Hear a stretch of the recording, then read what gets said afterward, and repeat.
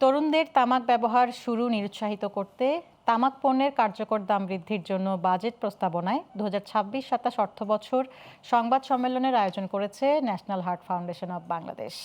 সকালেই জাতীয় প্রেস ক্লাবে এই সংবাদ সম্মেলনে তারা বলেন, আগামী অর্থবছরের বাজেটে তামাকের ওপর ট্যাক্স বাড়ালে নতুন প্রজন্মে তামাক ব্যবহার কমে আসবে। জনস্বাস্থ্য রক্ষায় সরকারকে তামাকের ওপরে কর বাড়ানোর দাবি জানিয়ে তারা বলেন, তামাক নিয়ন্ত্রণ আইন প্রণয়ন সহ তামাক চাষ নিয়ন্ত্রণে রাখাও জরুরি। উপস্থিত ছিলেন ডাক্তার মোস্তাক হোসেন, জনস্বাস্থ্যবিদ এবং উপদেষ্টা ও রোগতত্ত্ব গবেষণা বিভাগ, ন্যাশনাল হার্ট ফাউন্ডেশন হাসপাতাল ও রিসার্চ ইনস্টিটিউট এবং অধ্যাপক সোহেল রেজা চৌধুরী, বিভাগীয় প্রধান, রোগতত্ত্ব ও গবেষণা বিভাগ, প্রকল্প পরিচালক, নিয়ন্ত্রণ কর্মসূচি, ন্যাশনাল হার্ট ফাউন্ডেশন হাসপাতাল ও রিসার্চ ইনস্টিটিউট।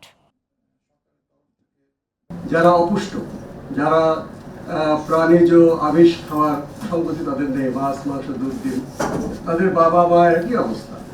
তাদেরকে যদি আমরা সিগারেট থেকে নিবৃত্ত করতে পারি মূল্য বৃদ্ধির মাধ্যমে, অন্তত সিগারেটের ক্ষতি থেকে নিজেদেরকে তারা সুরক্ষিত রাখতে পারে। সরকার এখনো সুযোগ আছে পাবলিক প্লেসের সংজ্ঞা যেটা আছে সেটাকে আরো বিস্তৃত করা যায় এবং জনস্বাস্থ্য রক্ষায় আসলে সরকার এটা বিস্তৃত করবেন